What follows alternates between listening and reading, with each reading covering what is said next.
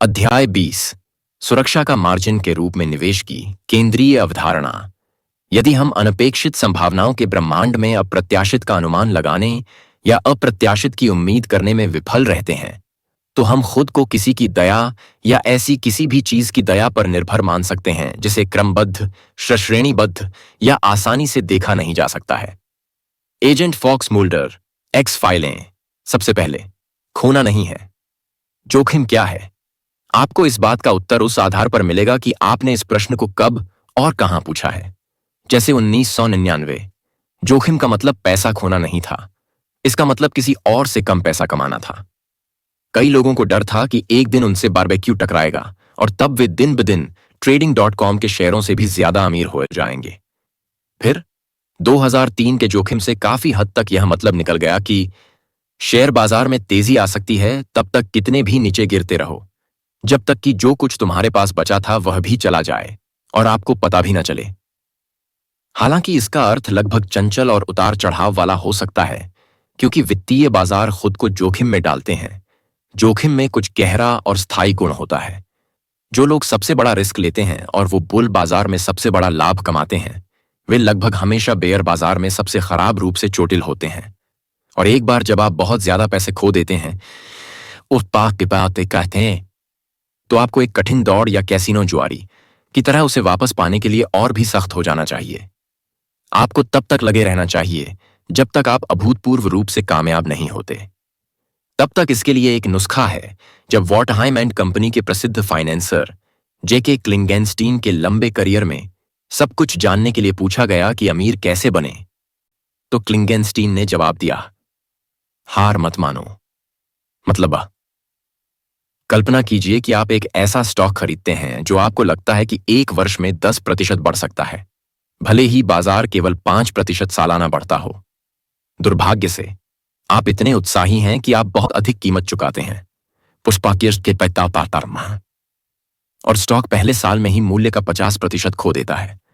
यहां तक कि अगर स्टॉक तब भी बाजार की वापसी को दोगुना कर देता है, तो बाजार से आगे निकलने में आपको 16 साल से अधिक समय लगेगा, क्योंकि आपने बहुत अधिक भुगतान किया था और शुरुआत में बहुत अधिक खो दिया था।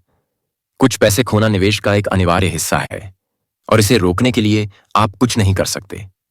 लेकिन एक बुद्धिमान निवेशक होने के लिए आपको यह सुनिश्चित करने की जिम्मेदारी लेनी चाहिए कि आप कभी भी अपने पैसों का नुकसान न करें।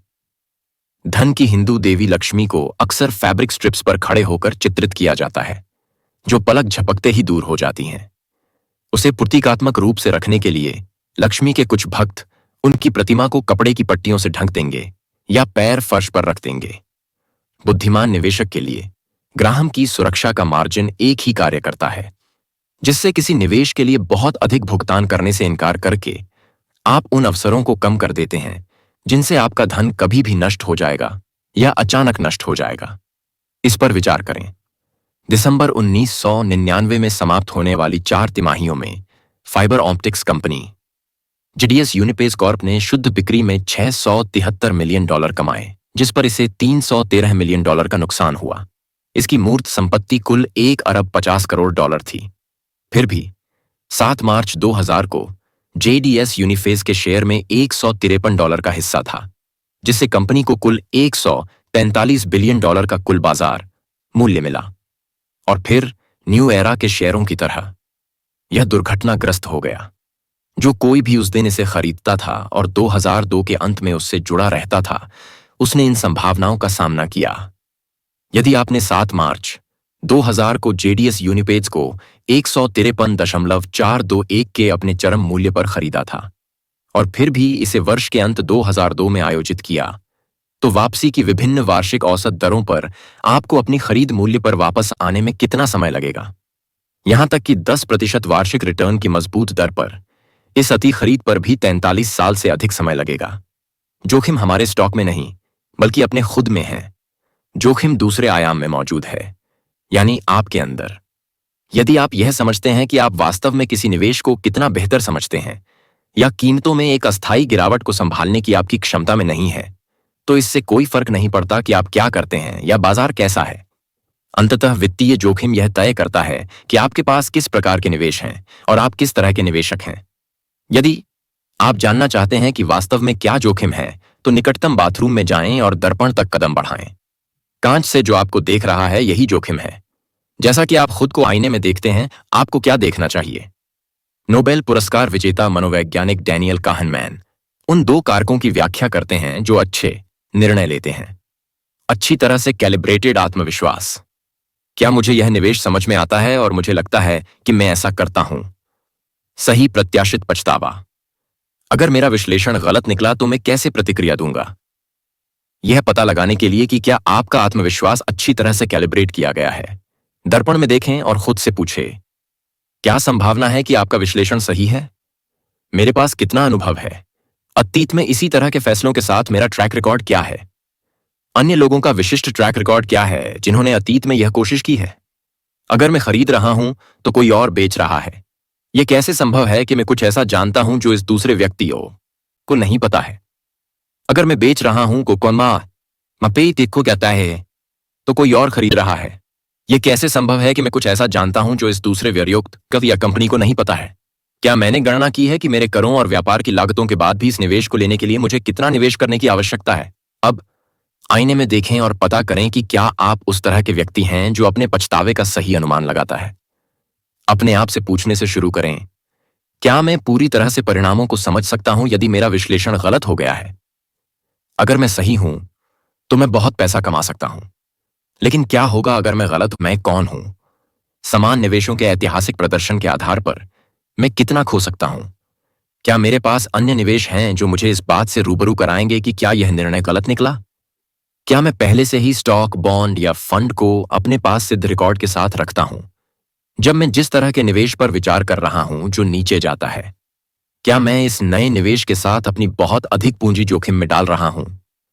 जब मैं खुद से कहता हूं, आपको जोखिम के लिए एक उच्च सहिष्णुता है, मुझे कैसे पता चलेगा? क्या मैंने कभी किसी निवेश पर बहुत पैसा खो दिया है? इसे कैसे महसूस किया? क्या मैंने अधिक खरीदा या क्या मैंने जमानत दी? क्या मैं अपनी इच्छा शक्ति पर भरोसा कर रहा हूं कि मुझे गलत समय पर असहज होने से रोकें? या क्या मैंने निवेश अनुबंध पर हस्ताक्षर करके और डॉलर के जरिए अपने स्वयं के औसत लागत व्यवहार को अग्रिम रूप से नियंत्रित किया है? मनोवैज्ञानिक पॉल स्लोविक के शब्दों में, आपको हमेशा याद रखना चाहिए कि जोखिम दो अवयवों की समान खुराक से पीसा जाता है, संभाव्यता और परिणाम। निवेश करने से पहले आपको यह सुनिश्चित करना चाहिए कि आपने वास्तविक रूप से सही होने की अपनी संभावना का आकलन किया है और आप गलत होने के परिणामों पर कैसे प्रतिक्रिया देंगे। बर्नस्टीन का निष्कर्ष है कि अनिश्चितता की स्थिति में निर्णय लेने में परिणामों को संभावनाओं पर हावी होना चाहिए। हम भविष्य को कभी भी नहीं जान पाते हैं। इसी प्रकार ग्राहम ने आपको यह हर बात में याद दिलाया है कि बुद्धिमान निवेशक को केवल विश्लेषण प्राप्त करने पर ध्यान केंद्रित नहीं करना चाहिए। यदि आपका विश्लेषण गलत हो जाता है तो आपको नुकसान के खिलाफ भी सुनिश्चित होना चाहिए। आप निवेश के जीवन काल में कुछ बिंदु पर कम से कम एक गलती करने की संभावना लगभग 100% है और उन बाधाओं को पार करना पूरी तरह से आपके नियंत्रण से बाहर है। हालांकि आपके पास गलत होने के परिणामों पर नियंत्रण है। कई निवेशकों ने 1999 में अपने सभी पैसे को .com स्टॉक में डाल दिया। 1999 में मनी मैगजीन द्वारा 1338 अमेरिकियों के एक ऑनलाइन सर्वेक्षण में पाया गया कि उनमें से लगभग 10वें हिस्से में इंटरनेट शेयरों में कम से कम 85% पैसा था। सुरक्षा के एक मार्जिन के लिए ग्राहम की कॉल को अनदेखा किया कि वे सही होने की संभावनाओं को जानते थे। उन्होंने गलत होने के परिणामों से खुद को बचाने के लिए कुछ नहीं किया, बस अपनी होल्डिंग्स को स्थायी रूप से विविधतापूर्ण रखते हुए और मिस्टर मार्केट के नवीनतम सबसे लोकप्रिय फैशन पर पैसे लगाने से इनकार करते हुए आप यह सुनिश्चित कर सकते हैं कि आपकी गलतियों के परिणाम कभी भी भयावह नहीं होंगे। कोई फर्क नहीं पड़ता कि मिस्टर मार्केट आपको क्या परिणाम देता है, बस आप हमेशा एक शांत आत्मविश्वास के साथ कह पाएंगे कि यह समय भी निकल जाएगा। और अगले चैप्टर में जाने से पहले हमारे चैनल को सब्सक्राइब करें और मुझे कमेंट करके बताएं कि ये ऑडियो बुक कैसी लगी। और अगर आपको कोई ऑडियो बुक सुनना है तो हमें कमेंट करके बताएं, हम उसे जरूर आपके लिए बनाएंगे।